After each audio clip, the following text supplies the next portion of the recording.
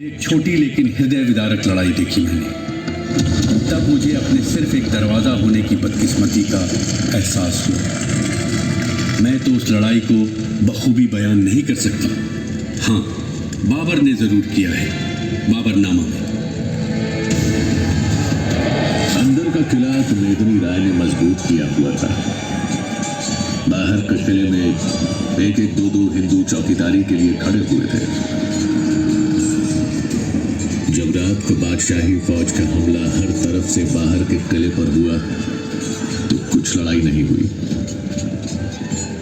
वो लोग भागकर ऊपर के किले पर चढ़ गए, मानो उन्होंने अपने पकड़े जाने का यकीन कर लिया था और इसीलिए वो अपने तमाम जोरू बच्चों को मारकर मरने के इरादे से नंगे होकर लड़ने के वास्ते आए थे। जब तक लड़ सके लड़े, फिर एक दूसरे को ही तलवारें भोंककर कत्ल कर दिया।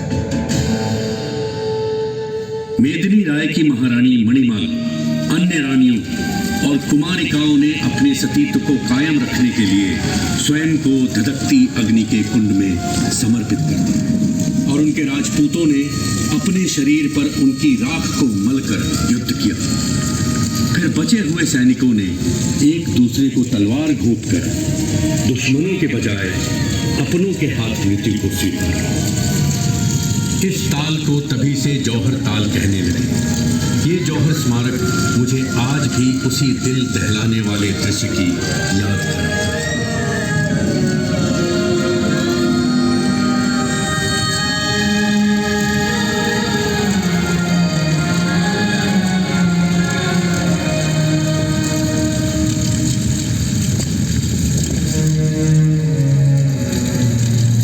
राजपूतों के सम्मान और बलिदान की ये परंपरा बाबर की समझ से बाहर थी। इतना रक्तपात होने के बावजूद उसने शत्रु के सिरों की मीनार बनवाने का घिनौना काम भी किया।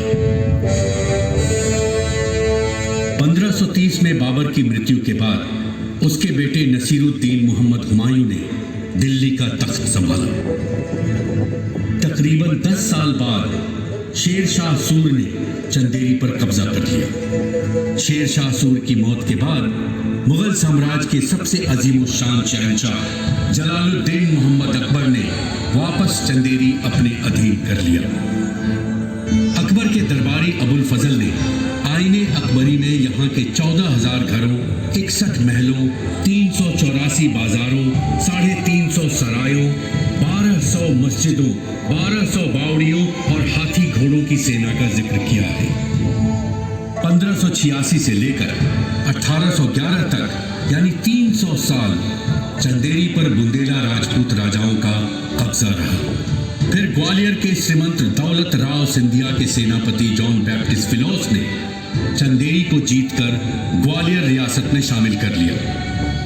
तब से 1947 तक अंग्रेजों और सिंधिया घराने का चंदेरी पर कब्जा आता जाता रहा, सिर्फ 1857 को छोड़कर, जब नजदीक ही कहीं शायद झांसी से किसी पुरानी चमकती तलवार की गूंज से सिंहासन हिल उठे थे और राजवंशों ने ढिकटियां तानी थी।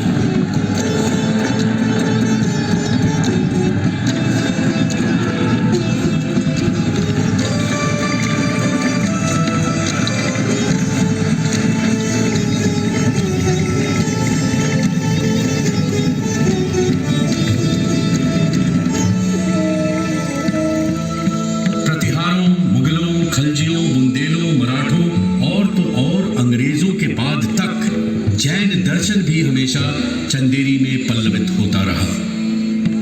सत्य, अहिंसा, अस्तेय, ब्रह्मचर्य और अपरिग्रह का पाठ पढ़ाने वाले भगवान महावीर के विचार न तो शरीर के अधीन होते हैं न काल के।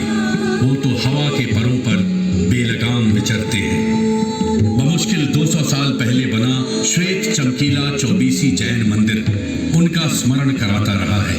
हालांकि भगवान महावीर का चंदेरी से नाता तो सदियों पुराना है। करीब ही खंडगिरी में उनकी, ऋषभदेव की और बाहुबली की काफी सारी सदियों सदियों पुरानी प्रतिमाएं हैं जो उनके कालजयी होने की साक्षी हैं। शुक्र है बीती सदी काफी चैन और अमन की रही। उथल पुथल और खून खराबा देखने की मेरी आदत अब दूर से हो गई है। काफी सुकून रहता है आजकल। लोग आते हैं और चले जाते हैं। आखिर हूं तो मैं एक दरवाजा ही ना, जिस पर कोई ठहरता नहीं। ढूंढते सब हैं, पर जब मिल जाता है तो उसमें से गुजर जाते हैं। हाँ, छोड़ जाते हैं मेरे कानों में कुछ अल्फाज, जिन्हें जोड़ तोड़ कर मैं कुछ सोचा करता हूँ। लोगों के बारे में, वक्त के बारे में, तारीख के बारे में। और जब कुछ सुनने वाले मिल जाते हैं तो मैं भी बस बुन देता हूँ अल्फाजों से चंदेरी का ताना बाना।